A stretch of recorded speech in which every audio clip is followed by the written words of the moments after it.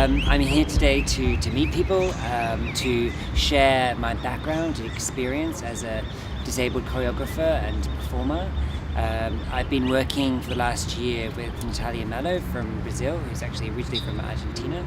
So there's always been that connection as well. So it's been really a wonderful opportunity that British Council have been able to support me to come from Brazil, where we just finished our performance last night in Sao Paulo, to be here today to talk about the process and the creative period that we made in making our new show called Maybe, as well as to share my story and background about my own work as a choreographer and performer. No, definitely. I'm based in the UK. I live in Scotland, so I've done a lot of work in different universities around the UK as well as internationally. I also do a lot of work in America as well. So yeah, I really enjoy the opportunity of being able to connect with the up-and-coming dance community, the art community, you know, our next generation, because it's all very much about passing on knowledge, experience, and so that's a really exciting part of this role and these opportunities. So that's really great.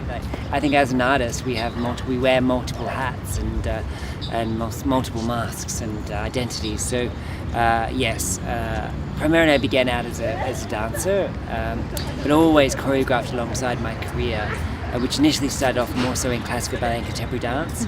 And then I acquired my disability from a motor vehicle accident 21 years ago when I was 19, turning 20. So I then had to adapt and look at how could I continue my career as a disabled person and really find what it was to be a dancer again and what it meant to me to be a dancer. And I really had to reassess and change my own perception about what a dancer was. And for me, dance was about expressing myself through movement, and I could do that despite the different body that I may have and the transformations that it went through after my disability. So now I'm very much about exploring those new possibilities and solutions around restriction and disability, and how I can use it as a choreographic tool through my work.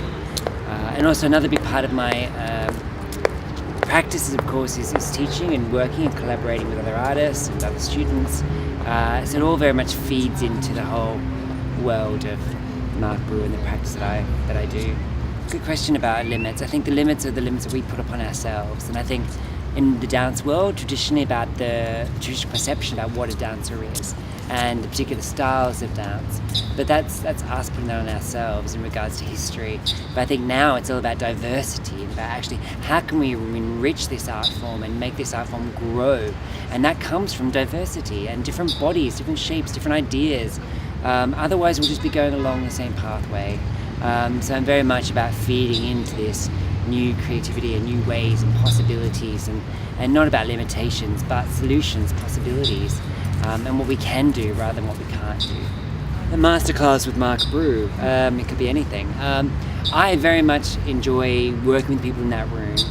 I'll very much share my practice in regards to my choreographic tools in that masterclass.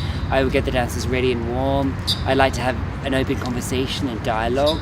All my work is very much about collaboration, and that's also in the studio with dancers and me being the teacher, and it's about us working together.